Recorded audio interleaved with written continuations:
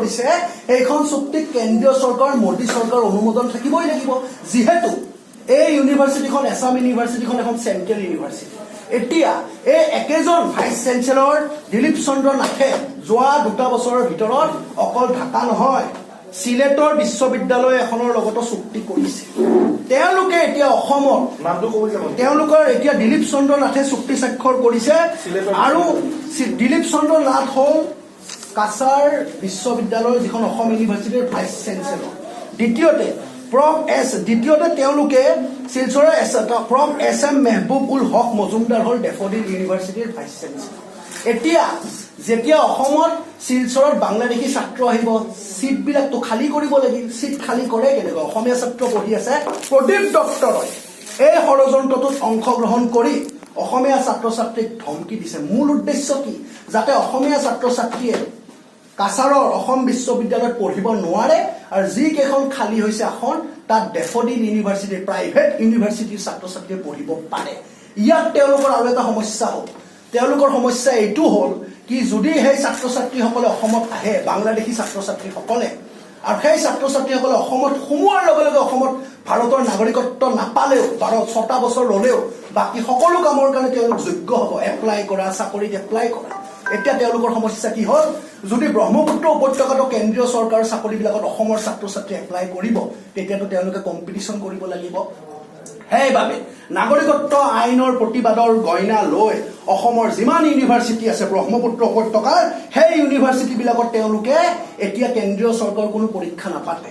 কেলে নাপাতে তেওঁলোকে আইন শৃংখলাৰ অজুহাত দেখুৱাই এই বিশ্ববিদ্যালয়সমূহত তেওঁলোকে কোনো ধৰণৰ পৰীক্ষা নাপাতে এতিয়া প্ৰশ্ন উঠিছে যদি তেওঁলোকে এই বিধেয়কখন গৃহীত কৰিবই বা বিধেয়কখন গৃহীত কৰাৰ বাটত তেওঁলোকে অগ্ৰসৰ হৈছে তেতিয়াহ'লে ঢাকাৰ ডেফোডিল ইউনিভাৰ্চিটিৰ লগত চুক্তি কৰা নৰেন্দ্ৰ মোদী উত্তৰ দিয়ক বাংলাদেশৰ এখন বিশ্ববিদ্যালয়ৰ লগত চুক্তি কৰা শিলচৰ বিশ্ববিদ্যালয়ৰ অসম ইউনিভাৰ্চিটিৰ কি অজুহাত কি টেকনলজিকেল ডেভেলপমেণ্ট এক্সচেঞ্জ IITৰ লগত তেওঁলোকে কৰা নাই এই বাংলাদেশী এখন ইউনিভাৰ্চিটি বিশ্বৰ 1000তো নাই ভাৰতৰ স্বয়ং IIT টপ 100ত নাই তেওঁলোকে বাংলাদেশৰ সিলেটৰ ইউনিভাৰ্চিটিৰ লগত বাংলাদেশৰ তেওঁলোকে ডেফোডিল ইউনিভাৰ্চিটিৰ লগত চুক্তি কৰিছে আৰু এই দিলীপ চন্দ্ৰ নাথে যোৱা 2 বছৰত এই চুক্তিবিলাক কৰি বাংলাদেশী ছাত্ৰ ছাত্ৰী অসমত আহি APS ACS হোৱাৰ ৰাস্তা ক্লিয়াৰ কৰি দিছে কেনেকৈ অসমত আহি APS ACS হ'ব তেওঁলোকে ক্লিয়াৰ ৰাস্তা আছে যি মুহূৰ্তত তেওঁলোকে বাংলাদেশৰ ডেফোডিলৰ ছাত্ৰ হ'ল তেওঁলোকে শিলচৰৰ অসম বিশ্ববিদ্যালয়ত আহি পঢ়া শুনা কমপ্লিট কৰিব পাৰিব আৰু অসম বিশ্ববিদ্যালয়ত সোমোৱাৰ লগে লগে তেওঁলোকে মাত্ৰ অজুহাত দেখুৱাব লাগে আমি হিন্দু নাগৰিক আমি বৌদ্ধ নাগৰিক আমি শিখ নাগৰিক আমি যিকেইটা ধৰ্মৰ নাগৰিক আৰু আমাক তাতে আতিশায্য কৰা হৈছে সোমোৱাৰ লগে লগে তেওঁলোকে ইয়াত ফৰ অল প্ৰেক্টিকেল পাৰ্পাছ তেওঁলোকে ইয়াত থাকিব পাৰিব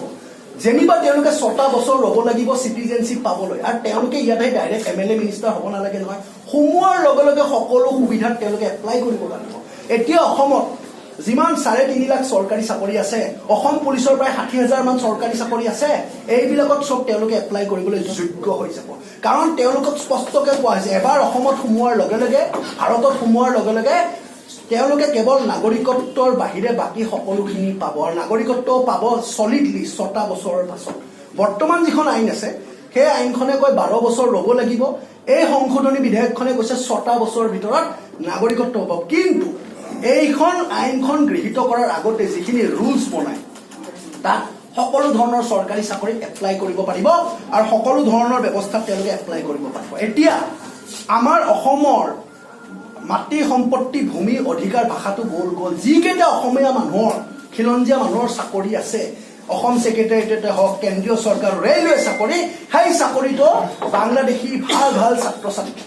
ডেফোডিল ইউনিভাৰ্চিটি প্ৰাইভেট ইউনিভাৰ্চিটি 30,000 ছাত্ৰ ছাত্ৰী আছে যেনেকৈ আমাৰ ডাউন টাউন ইউনিভাৰ্চিটি যেনেকৈ আমাৰ ডন বস্কো ইউনিভাৰ্চিটি তাততো প্ৰাইভেট ইউনিভাৰ্চিটি